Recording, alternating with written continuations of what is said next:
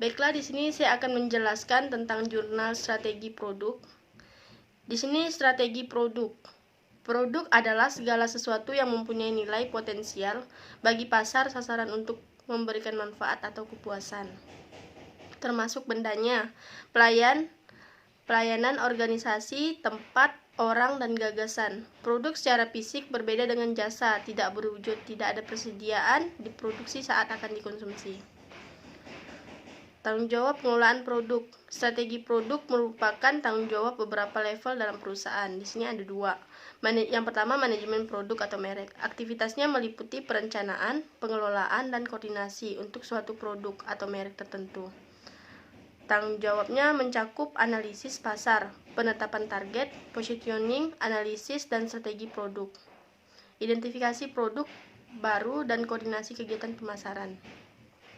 Yang kedua, manajemen kelompok produk atau pemasaran. Suatu bisnis dengan beberapa produk atau merek dan tanggung jawab pengelolaan pada manajer kelompok atau manajer pemasaran. Peranan pemasaran dalam strategi produk. Dia ada 3, analisis pasar untuk mendapatkan ide tentang produk baru. Yang kedua, spesifik produk agar sesuai dengan kebutuhan konsumen. 3, menentukan target pasar dan program positioning. Analisis kinerja produk perusahaan dapat menghasilkan satu produk saja atau suatu lini produk atau bauran lini produk. Evaluasi terhadap kinerja produk perlu dilakukan karena akan mempengaruhi strategi untuk produk baru atau modifikasi produk baru. Dari evaluasi dapat diketahui produk-produk yang bermasalah dan bagaimana menghilangkan masalah tersebut. Produk life cycle analysis. Di sini ada menentukan panjang dan tingkat perubahan PLC, mengidentifikasi tahap PLC yang ada sekarang dan memilih strategi produk yang sesuai dengan tahap tersebut, mengantisipasi ancaman dan menemukan peluang untuk mengubah dan memperluas PLC. Produk grid analysis atau analisis kisi-kisi produk. Produk grid analysis mempertimbangkan apakah setiap produk memenuhi kriteria kinerja minimum manajemen dan mengukur kekuatan dan kelemahan produk dibanding produk-produk lain dalam portofolio. Faktor kinerja dan dianalisis, kontribusi laba, kendala untuk masuk, fluktuasi penjualan, kegiatan promosi, teknologi, produk alternatif, dan sebagai berikut. Di sini ada brand positioning analysis. Perceptual map atau peta persepsi dapat digunakan untuk membandingkan merek-merek yang ada. Manfaat peta persepsi. Yang pertama, analisis ini menjadi panduan dalam penentuan posisi strategis suatu produk, menghubungkan preferensi pembeli dengan merek-merek yang berbeda, identifikasi peluang produk baru. Terus ada metode analisis produk. Lainnya, analisis finansial atau tren penjualan, laporan laba atau rugi. Studi riset, meneliti atribut-atribut penting bagi konsumen, hasil publikasi industri. Terus selanjutnya, strategi untuk pengembangan kinerja produk. Analisis kinerja memperlihatkan bagaimana strategi produk sudah mapan, menunjukkan hasilnya. Informasi ini akan membantu manajemen mengidentifikasi kebutuhan produk baru dan strategi produk mana yang perlu diubah. Strategi ini meliputi keputusan untuk yang pertama, penambahan produk baru, pengurangan biaya, pengembangan produk atau perubahan ciri mutu gaya, perubahan strategi pemasaran, perubahan target market positioning, penghapusan produk, dampak produk terhadap lingkungan, kemasan, keamanan produk, modifikasi bauran produk. Strategi identifikasi merek.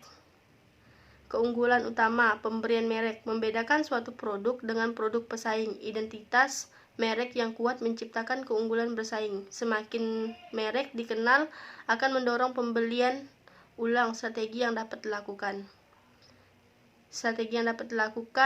Pemberian merek produk secara spesifik, pemberian merek ini produk, pemberian merek perusahaan, pemberian merek kombinasi, pemberian merek sendiri. Pemberian merek produk secara spesifik. Strategi pemberian merek pada suatu produk spesifiknya yang dibeli konsumen. Contoh, popok merek Pampers, deterjen merek Soklin, Aqua merek ini dapat memberikan identifikasi unik di pasar. Merek yang sukses dapat membangun loyalitas konsumen sepanjang waktu. Kelemahannya, biaya membuat merek mahal, biaya membangun dan mempromosikan mahal.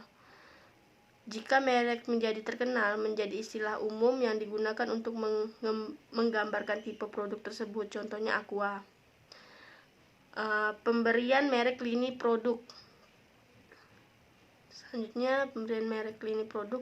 Strategi dengan memberikan merek untuk suatu produk yang berkaitan. Strategi ini lebih efektif dibandingkan mempromosikan satu persatu.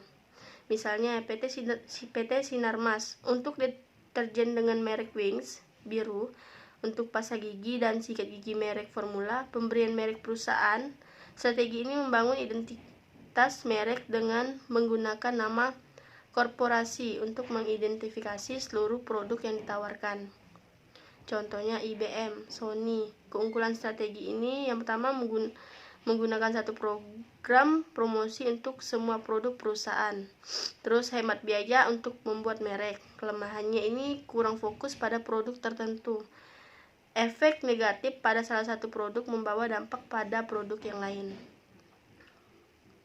Selanjutnya, pemberian merek kombinasi. Perusahaan menggunakan kombinasi antara nama perusahaan dan lini produk. Misalnya Johnson Baby Oil. Pemberian merek sendiri, private branding. Pengecer bekerja sama dengan produk yang sudah mempunyai merek mapan untuk dapat menggunakan nama pengecer sendiri. Contohnya Hero Safe, kerja sama Hero dengan 2 tang. Keunggulannya menghemat biaya produksi bagi pengecer, menghemat biaya promosi untuk produsen, volume penjualan perusahaan dapat meningkat tajam. Kelemahannya, jika terjadi perselisihan, kerjasamanya dapat terputus. Baik, sekian dari hasil PPT saya ucapkan terima kasih.